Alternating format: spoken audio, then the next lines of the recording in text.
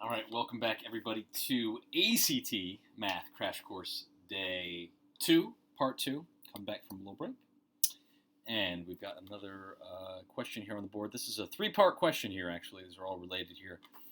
And we're going to talk about doing some visual estimation again and using some basic logic. Just go ahead and read this question here on the screen.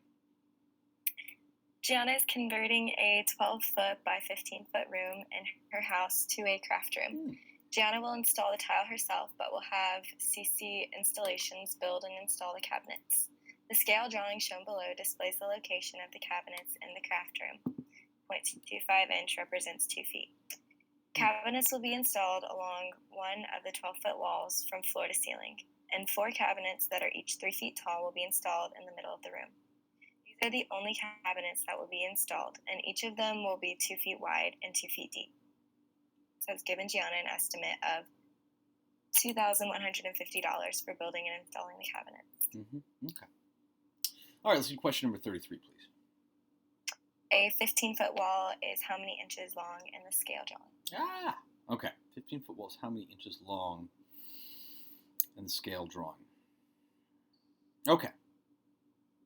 I think we can use some basic estimation here to figure this thing out. Now, notice they say at the very top of the question here, right? They say that 0.25 inches represents 2 feet. Right? I don't know exactly what 0.25 inches looks like. I know an inch looks like. How many feet is an inch if 0.25 is 2 feet? How many feet is an inch? Yeah, if 0.25 inches represents 2 feet, how many feet would an inch represent? Oh, okay. How many feet would you need to make 1 inch? Yeah. Okay. So, I don't know. 0.25. I mean, that 0.25 is a quarter of an inch, right? Yes. So if you had So 1 inch would be how many feet? I'm sorry, what? Yeah, so that's my question. Is 1 inch would be, and let's do this visually, okay? Let's say this is an inch, something like that. No, something like that is an inch. A quarter of an inch, something like that. I don't know. Well, it's just an inch broken into 4 parts, right? Mm-hmm. Okay. So something like that is a quarter of an inch, and that is 1/4 inch, and that's 2 feet. So how much is 1 inch going to be? You see what I'm doing here? Yeah. How many feet is 1 inch going to be? 8. 8, right? Yeah. It's just 4 times 2. Mm-hmm. Right? Because that would be if we did another quarter and another quarter. Right? It'd be 2 plus 2 plus 2 plus 2. That's 8. That seems right, right? Yes. Okay. So let's look at the question again. Go ahead and read the question again. A 15-foot wall is how many inches long on the scale drawing? So you're going to just estimate. Right? Like a 16-foot wall would be 2 inches. Right? Yes. So it's a little bit less than 2 inches. It's got to be a little bit less than 2, right? Yes. We can eliminate 3 answer choices right off the bat. B, D, and E. They're crazy big. Do you see what we're doing here? I mean, I'm just trying to think in concrete terms and estimate, and not worry about the operation. I think we're going to go over the operation here in just a minute. I think so. I may not. I don't think we need to.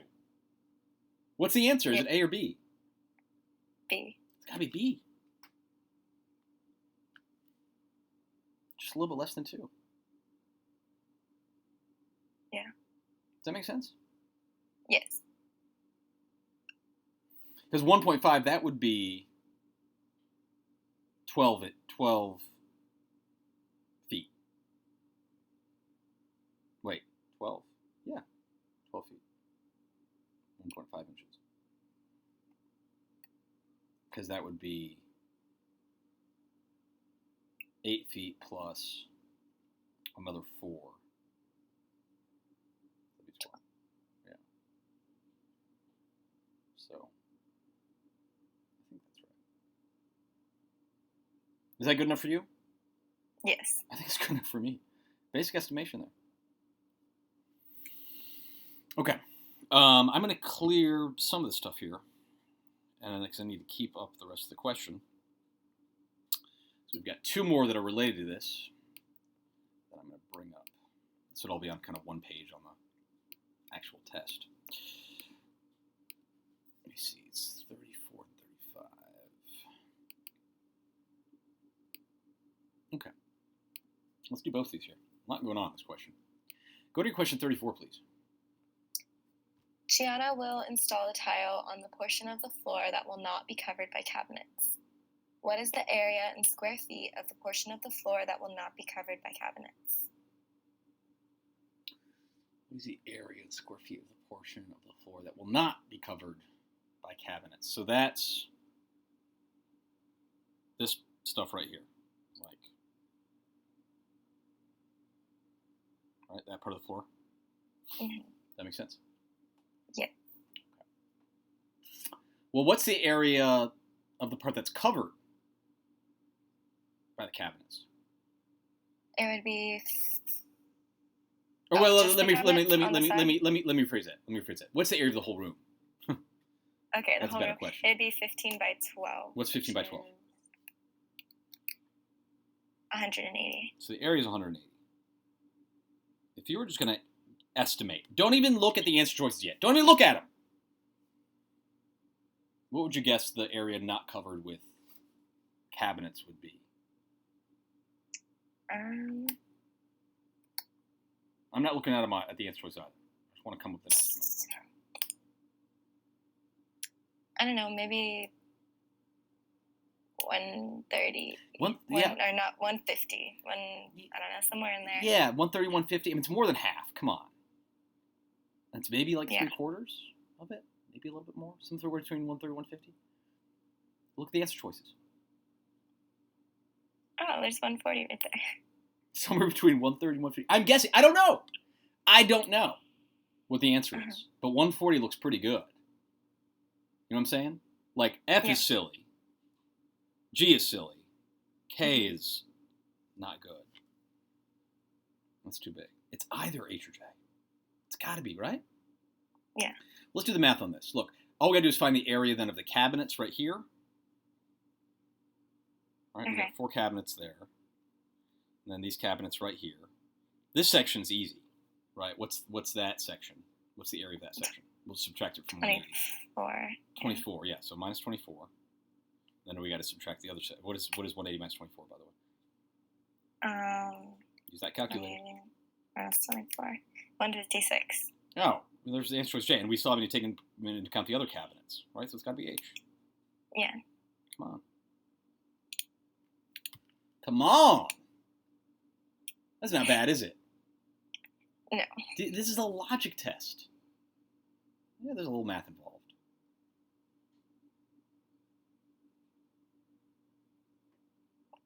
But I love it. And you're getting good at that estimation. I love it. It's between 130 and 150. Absolutely. Right in the middle. Right in the middle.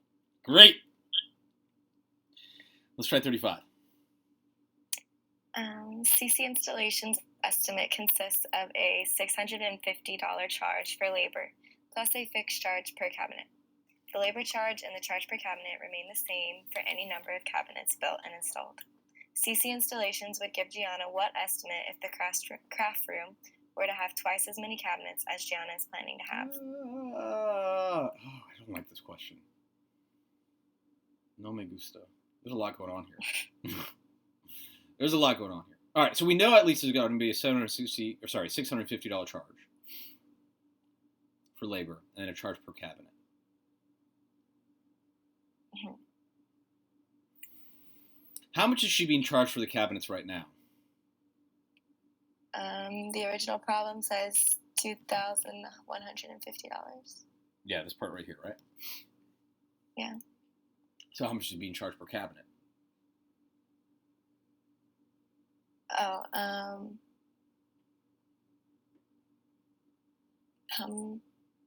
how many cabinets is she making? That's part of the, I guess that's part of the question, right?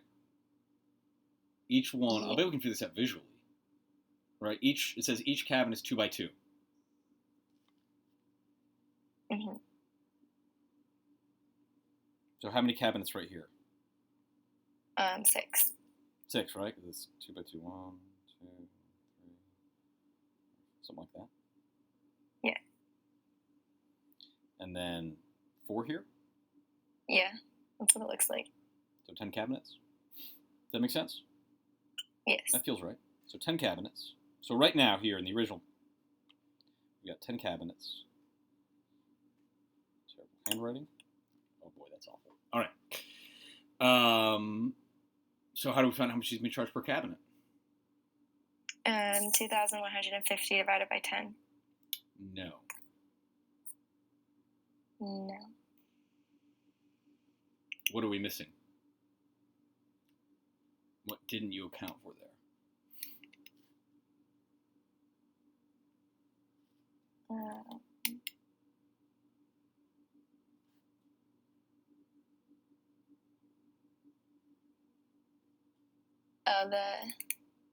The charge for labor. Oh yeah, the labor charge, right? The labor charge per cabinet. Okay. right? Yeah. Then you're going to divide. Once you take that into account, then you're going to divide by 10. Yes. So should be 2,150 minus 650, which is what?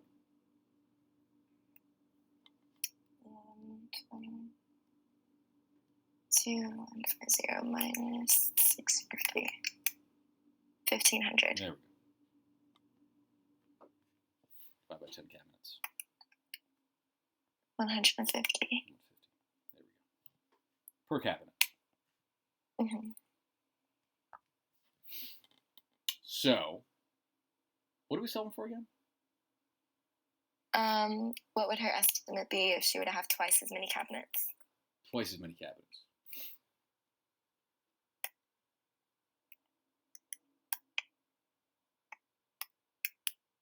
So how do we solve that? Could you just divide by 20 instead of by 10? Divide by 20? Divide Or what by the 20? 1,500. And then you would come out with, instead of 150, it would be like... Well, we know how much it costs per 75. cabinet, right? We know how much it costs per cabinet, don't we? Yes, 150. So you would just multiply by twice as many. That's what I would do, yeah. So 150 times 20. Yeah, it should be. 3,000. But then we got to take into account that $650 charge. Per cabinet. Nope, this one. Still.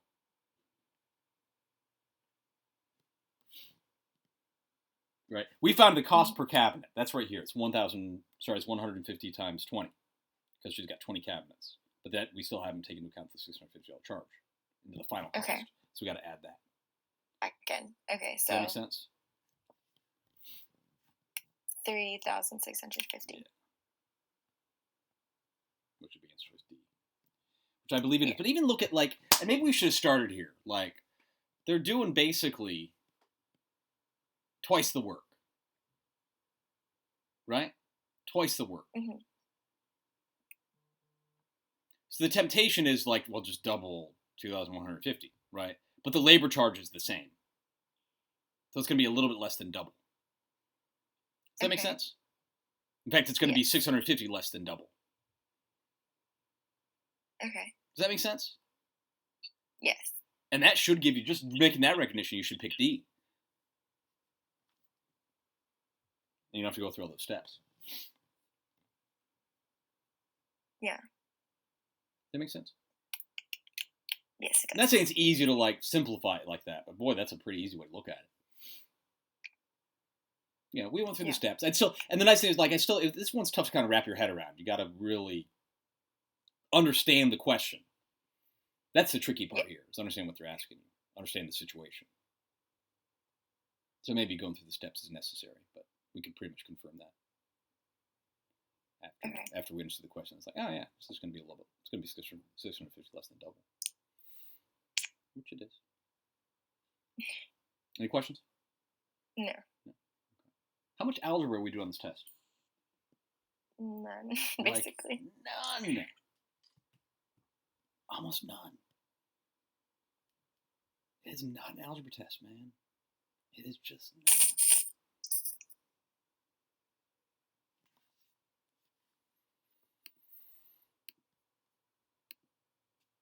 I don't think at one time we've needed to solve an equation or isolate a variable. We're on question 36 now. All right. Let's keep going. Go and read question 36. Which of the following is the graph of the region 1 is greater than x plus y greater than 2 in the standard xy coordinate plane? Okay. Or 1 is less than x plus y. Yeah. This is a great question to get stuck on and get very frustrated on. I remember seeing this for the first time, just having no clue what was going on. Just no clue. Because algebraically still, I don't understand how to solve it. But we can test values. We can make this concrete. Okay? Okay. So here's what I want to do. I want to pick a point on the xy axis and just test it. And I'm going to pick the point 0, 0. Okay. Okay? Right there. Right in the middle. Right where x and y intersect. Right? Because if that's a true statement, for example, like I'm looking at answer choice F and K. If I can plug in a 0 and 0, those are shaded for F and K. And I plug those into this inequality right here, and I get a true statement. I know it's got to be F or K. Does that make sense? Yes. But if I plug it in, and I don't get a true statement, then I can eliminate F and K. Okay. Does that make sense? Yes. Yeah. And then, if I need to eliminate further, I can just test more points. I can pick any point in the shaded region and test it and see if it's a true statement. Because the correct answer has to give me a true statement for any point that's shaded. Okay? Okay. Has to. All right, so let's plug in 0, 0. Let me see you write that out. Plug in a 0 for x and a 0 for y. And see if we get a true statement. So everyone... Oops.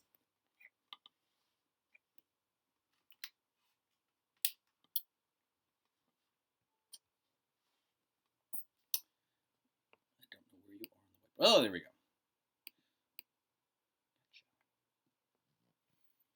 So how do we read that? 1 is less than 0. Yeah, it's 1 less than 0. Less than 2. Yeah, I don't think that's true. The 0 is less than 2, but 0 is not greater than 1. Right? Not a true statement. So that point can't be on this graph, which means I can eliminate F and K. Does that make sense, yes or no? Eliminating F and K, yes. Okay. All right. And it makes sense why this is not a true statement, right? Yes. Okay. Let's test another point.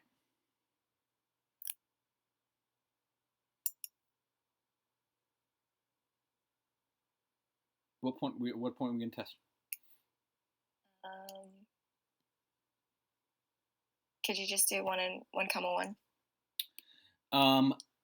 I'm tempted because, I'm looking at, 1, what is that?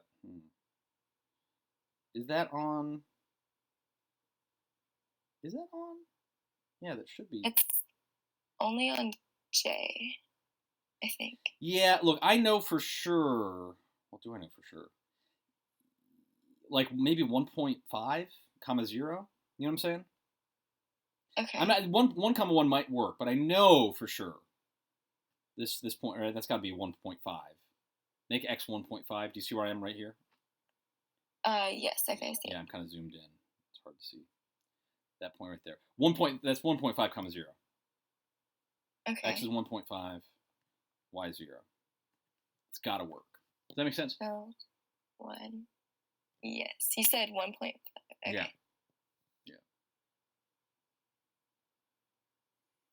Do I get a true statement? Yes, it's a true statement. I do. Okay. So I can't eliminate J, but what can I eliminate?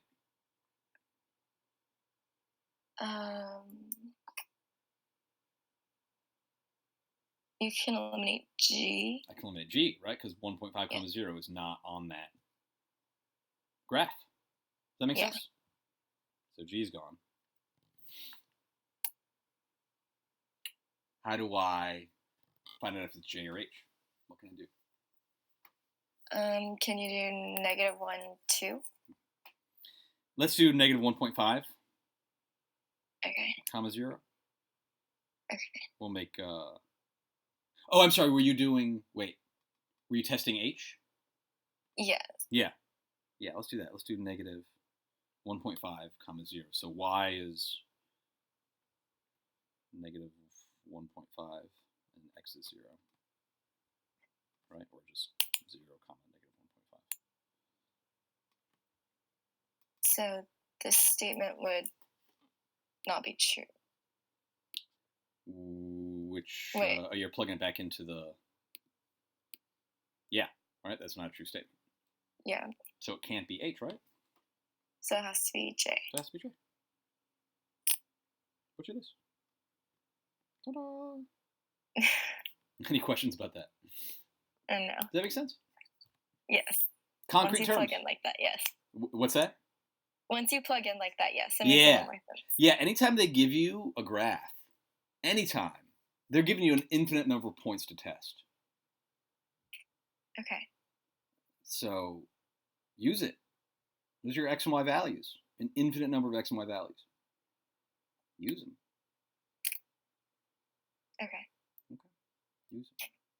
You see why 1 and 1 would be kind of tricky? Because it's like, oh, it's 2 less than 2. Yeah. It might not be on there yet. But that's it. That's not too bad. Algebraically, no clue. Don't care. Don't need it. You need arithmetic. Let's do some more. More meaning. Boy, this is so easy.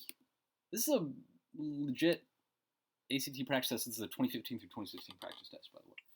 These are all the kinds of questions you see. You've taken ACT, right? I mean, these are the kinds of questions you've been seeing? Yes. Yeah. Come on, this is so easy. 37. Go and read it for me. What is the difference between the mean and the median of the set? Yeah, I need more definitions, arithmetic definitions. You need to know what a product is. You got to know what the difference is. What does difference mean? Subtraction. Yeah, it's funny. It took me about 36 years of my life to understand why subtraction is described as a difference.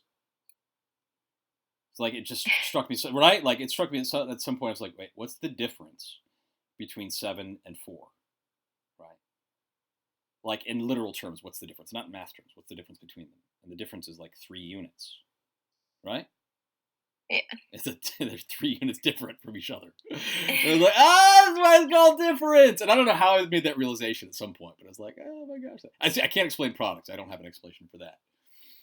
But that's, anyway, so. Difference means subtraction. Okay, so the difference between the mean and the median of this set. Let's find the meaning of the set. All right, and if you got questions about that, I got here. At least I have mean and median defined on the rules for ACT math. I think we got it in statistics. In 2 places. I think statistics, mean, median, mode, right there, and range, and also on my glossary, which I'm building as we continue through the course. So what is mean again? The classic average. Classic average, and then median is what? It's the middle number. The middle number. An even number of values. Take the average of the 2 middle. Yes, and I think that's the issue here is that we're going to have an even number of values. So let's go back to the question. Boy, my handwriting is really terrible. And you want to ride your bike? With your Mickey Mouse helmet. Can Claire take you outside? Okay. Claire, take you outside and I'll be with you in just a little bit, okay? Okay. All right, I love you, Pumpkin. All right. Oh boy, that's my 3-year-old. Okay, so what is the mean of? Let's find the mean here. So this is just classic average. What is the mean of this set? It's all of them added together divided by 4, which I got 9. You got 9. And what's the median? Which is 9. right, which is the average of the middle two numbers, right? And the middle two. Now this is nice here. They don't always do this, but they do have them already arranged from smallest to greatest, right? Sometimes you have to rearrange them. Please be aware. My goodness, they love messing with you here, right? If like that, 8 were, if it were lined up like this, if it were like, 8, 3, 10, 15. Don't just pick like, oh, the 2 in the middle, 3 and 10. No, don't do that. They love messing with you like that. You know what I'm saying? Yeah. So don't fall for that. Make sure that you arrange them in order from smallest to greatest. Okay. Okay. So what is the median again? Did you say? 9. Yeah, it's the average of 8 and 10. It's the same. So the difference is literally the difference between 9 and 9 is literally 0. That is the difference between them. Yeah. Boy, some of these answer choices are just so silly. 12. What? Oh my gosh. Anyway. Okay. Easy. Question 37. You should have no trouble 1 through 40. No trouble. Yeah. If you look at the questions this way. You know what I'm saying? I mean, here, this you would have gotten this one anyway. I'm guessing if you knew these definitions, you probably did. Yes. But there's some tricky ones that we had to simplify. And if you can do that, you should be getting all these right.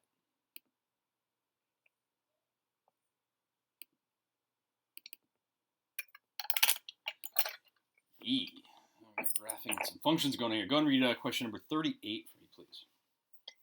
Which of the following describes a true relationship between the functions? Function of x equals x minus 3 raised to the second power plus 2. I'd still read that f of x. I don't know, maybe, Okay. Did you learn to read as function of x?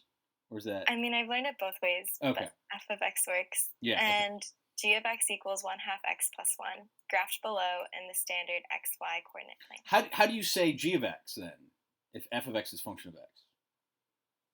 I would still say the function of x. Oh, okay. Okay. Gotcha. Yeah. Okay. Which one describes a true relation between those functions? Okay.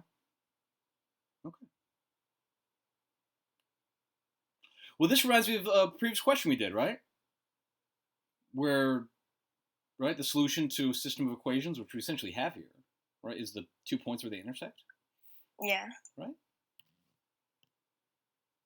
Right here. Let's look at the answer choices.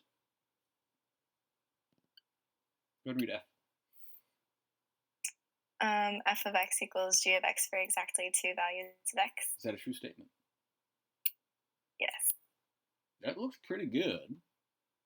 Try answer choice G. F of x equals g of x for exactly 1 value of x. No. No, it's 2, as we've established.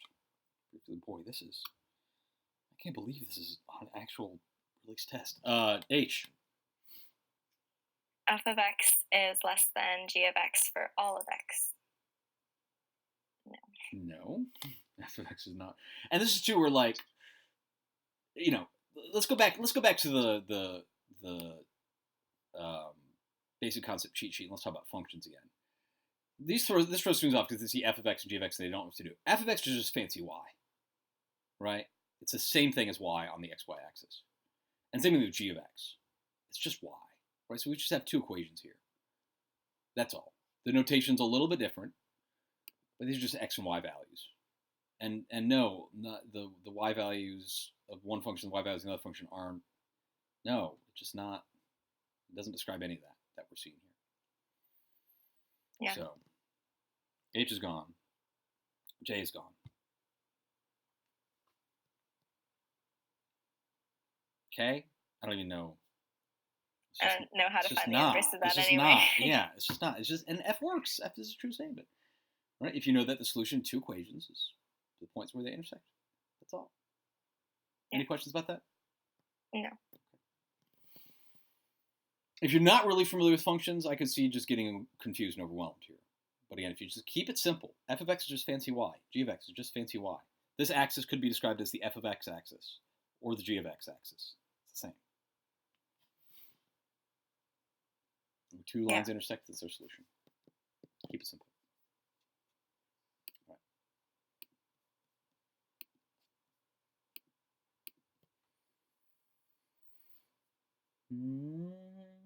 Okay, 39 and 40. Interesting here.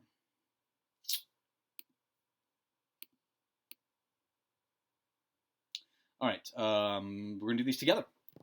Go ahead and read this top part right here, if you will, please. Okay, trapezoid ABCD is graphed in the standard XY coordinate plane below. Okay. What is the slope of line CD? Okay.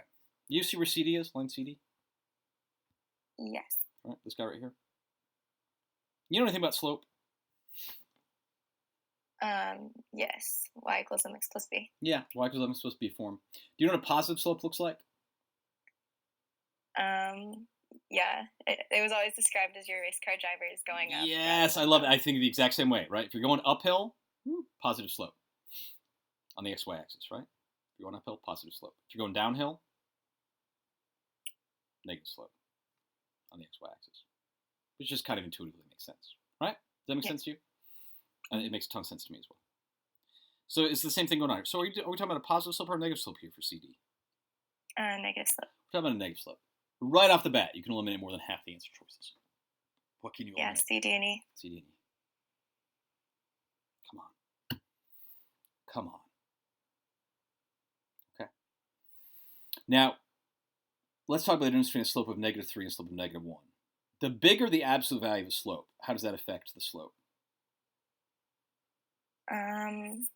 The bigger the slope. Yeah, the bigger the absolute value. The more it moves, I guess. What is it? What is a slope? Well, let's draw a line with a slope of negative 3. Can we do that and see what it looks like? I just want to make this real concrete. We got an x. Draw me a line, any line, I don't care, with a slope of negative 3. Can you do that on the xy axis?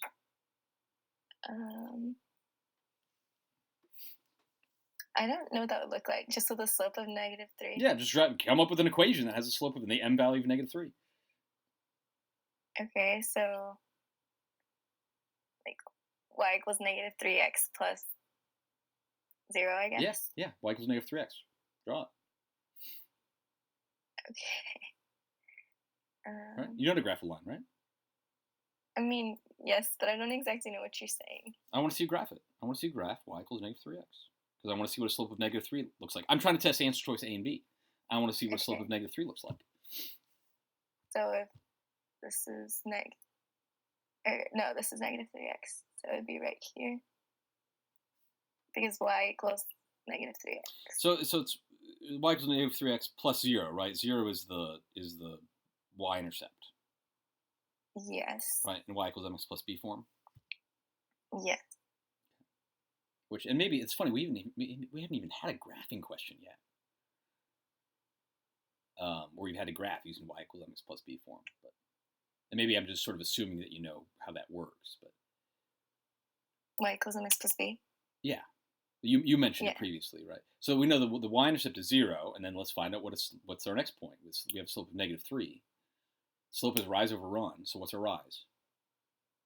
Negative 3. Negative 3, so 1, 2, 3, and what's our run? It's just over 1, so just be 1. Yeah, over 1. So there's our next point. So here's our line. Does that make sense? Yes. That's a slope of negative 3. Okay. Does it look like we have a slope of negative 3 here? No. No. It's probably negative 1. What's the slope of negative 1 look like?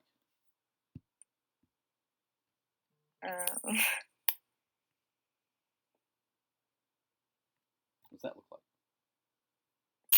So the negative 1 is here,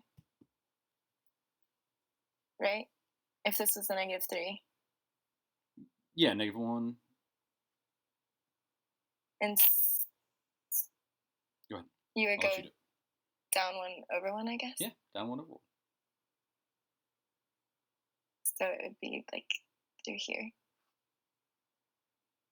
Yeah, well, if it's negative 1x plus 0, the y-intercept is still 0, so it would go like, but same slope. Okay, yeah, I would have to pass through 0. Does that make sense? We might see Yes. another question. We might go over that. Clearly, I mean, we haven't had to yet. We might go over y equals mx plus b form and the significance of that at some point. Probably should. But what does it look like? What does it look like the slope is? -3 or -1? -1. -1. Come on. That's it. But even if this is as far as you got, like Ray comes in, hey, it's going downhill. It's a negative slope. It's either A or B. Great. Okay. But the bigger the absolute value of the slope, the steeper the slope is. Right? So a slope of like -10 would be like, well, okay, that's a slope of a lot more. Like -10 would be like that. Okay, that makes more sense. Right? And then a gentle slope would be like -1/4. Would be like that. Okay. Does that make sense? Yes. Yeah. Okay. I never thought about solving it like this. I know, right? There's some stupid equation that everybody messes up. Yeah. I would have found the difference between the y's I and know the the x's. difference of x, the difference of y. You can do that. I guess that's not too bad, but like, you're gonna get it right if you think in the right terms. Yeah. Is this really? This is really different from how you've been doing it. Yes. Yeah. Okay. But do you see that this is better? Yes, it's more visual. Yeah.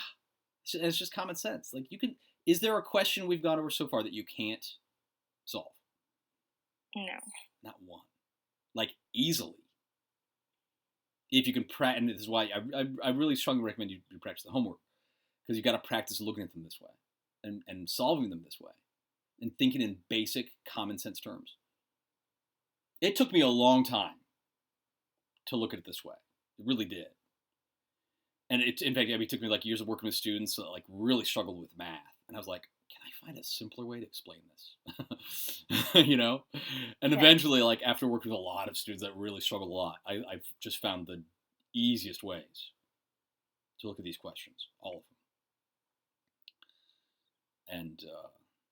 And it just struck me like lightning. It was like maybe 2.5 years ago. Like, you don't need to know algebra for any of these. Like lightning. I remember the day. I remember the moment pretty much. It's crazy. Yeah. It was like a moment of enlightenment. It really was. And I just like, my head broke and I was like, I just dropped all algebra. I just stopped teaching algebra. I really did. And I started teaching common sense. I mean, I used to, like every other math teacher and most SAT and ACT tutors. Mm-hmm. It's a very unique way of looking at the test. But once you start looking at it with common sense, like you can do everything. Let's look at number 40 real quick. I'm going to clear some space here on the whiteboard too.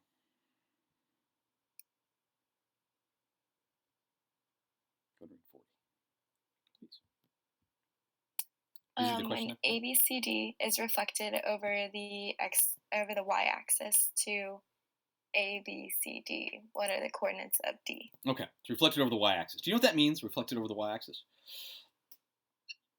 It's the same thing, but like flip the other way onto the y-axis. I mean, it's just on the other side of the y-axis. Yeah. Right? I mean, if it were, so it's going to be like in this sort of general region over here, right? If it were reflected over the x-axis, it'd be over here. If it were reflected across the like line y equals -x, it would be over here because the line y equals -x is there, right? I mean, it's just on the other side of the line, basically, is all it's saying. So it's on the other side of the y-axis. Yeah. Can you draw it for me on the other side of the y-axis? Just draw it. Don't even worry about the points or anything like that. Just draw what it would look like if it were reflected on the other side. Can you do that? Okay. Doesn't have to be perfect. Yeah, no, it's not perfect. But would this be C now? Yeah. And D. Yeah. And B. Yeah. And A. Yeah. Okay, great. So the question is, what are the coordinates of D?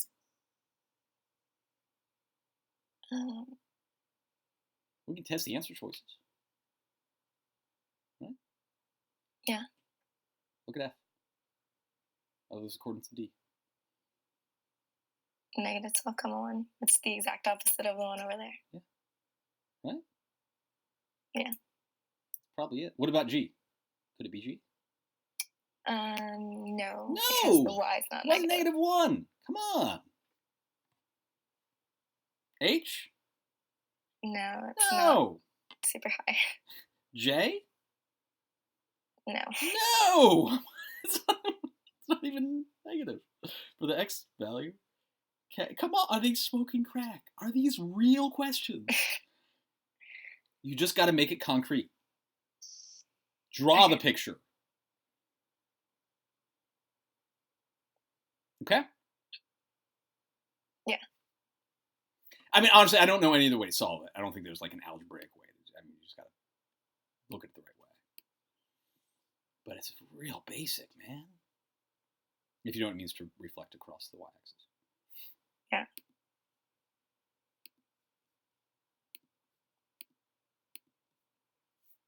Do a few more. Wait. Oh, I think we have another one. Oh, yes. Yes, there's another one related to this question. So I'm going to... Actually, it's good that we redid it because... Clear things a little bit. Love this question. All right, so these are all related here. So go ahead and read question number 41, please. Which of the following vertical lines cuts ABCD into two trapezoids with equal areas? Love it. Don't complicate this.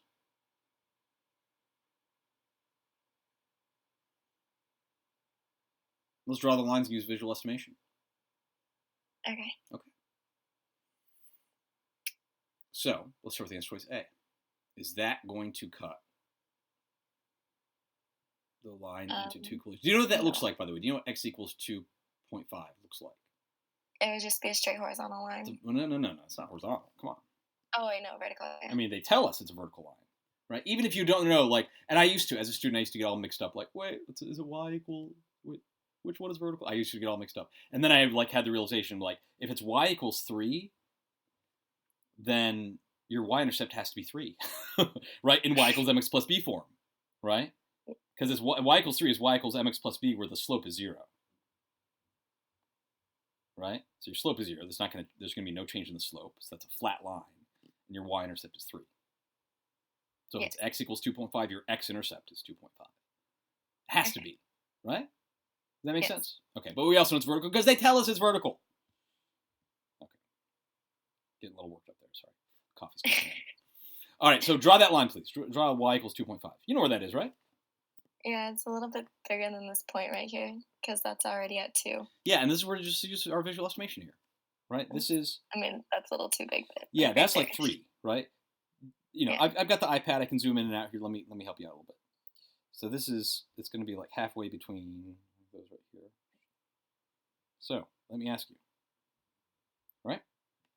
In fact, maybe we should mark this, right? Here's 12. Here's 2. So I'm going to go by 2s. That's 4. It's 2. It's 4. 6. 8. Oh, this is going to work out great. 10, 12. All right. See what I've done there? Yeah. Okay. I've gone by 2. So, what about answer choice A? Does that divide those two trapezoids into, or does that divide that into two trapezoids with equal areas? No, not at all. That's crazy. A is gone. What about B? I don't even think we need to do it. I mean, let's do it, but 3.5? Where would that be? A little bit bigger than what we just drew. Yeah. Over here. Something like that. Right? Yeah. Come on. It's crazy. See? No. So this is 5, so 4.5 would be right here, and it's just not, no. No. D?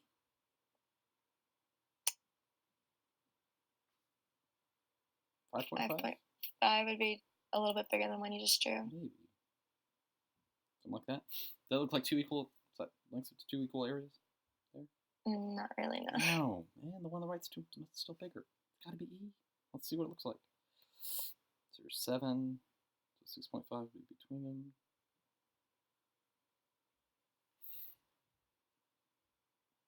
I'll be honest, the one on the left looks a little bit bigger.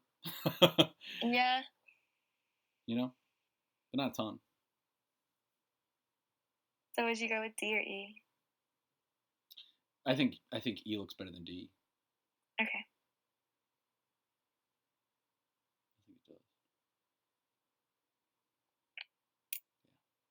Like, if I were just going to visually just, like, separate them in half, I would be like...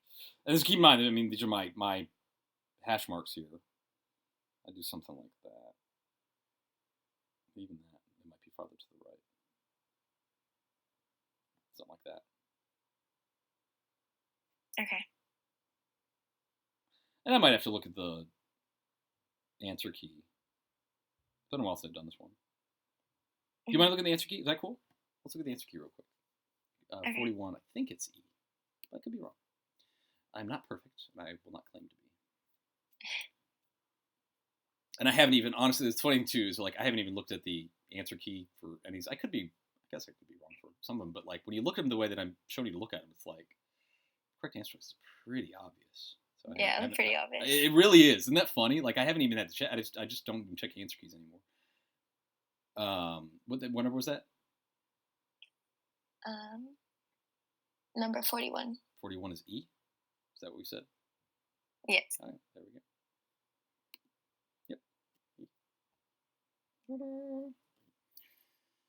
I don't know if there's a geometry way to do that. I don't know. I don't care.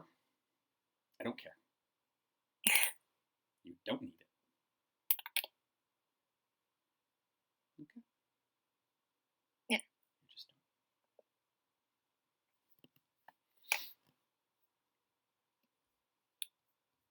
You like the ACT?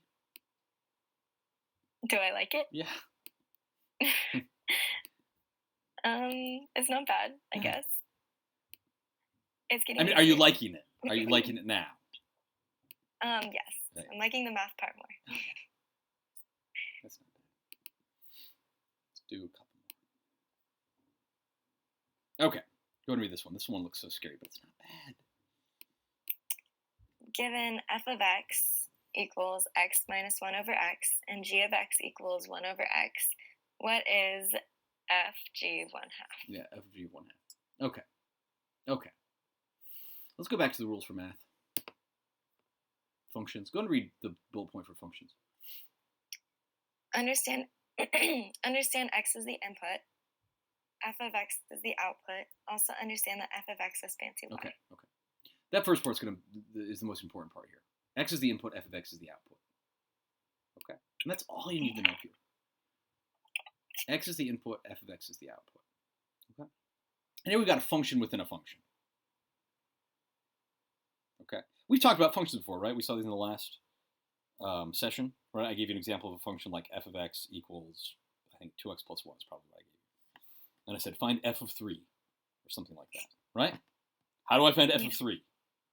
You plug 3 in where there's an x. Plug there where there was an x, now there's a 3. So come on. That's it. So f of 3 equals 7. When 3 is my input, 7 is my output. Inputs and outputs, right? Mm-hmm. Right? It's the exact same thing here. Just looks more complicated. It's not. Okay? Because we're going to find g of 1/2. We're going to find that. And once we find g of 1/2, we'll plug that into f. That's it. And we'll work inside out. Does that make sense? Yes. It looks a lot more complicated than it is. It's not. The concept is the same. Inputs and outputs. Except here, for our input for f is going to be g of 1/2. But we're going to find out what g of 1/2 is. Because we're going to plug in 1/2 for x into g. Does that make sense? Yes. Okay. Let's do it. Let's find what g of 1/2 is. So g of 1/2 equals what? How do I? 1 over 1/2. 1 over 1/2. What's 1/2, by the way? 0.5. 0.5. Let's just deal with decimals. You don't have to deal with any fractions on the ACT. Ever. Right? Because g of 1/2 is the same as g of 0.5. And what is that? What's 1 divided by 0.5? Bust out the calculator. I think it's 2. 2. It's 2. Wonderful. All right. So all we're doing is finding f of 2, because g of 1/2 is 2, right? Yeah. So what's f of 2? It's 2 minus 1/2. Which is what? You don't even have to deal with half. It's 2 minus 0.5. 1.5. 1.5. What's the right answer?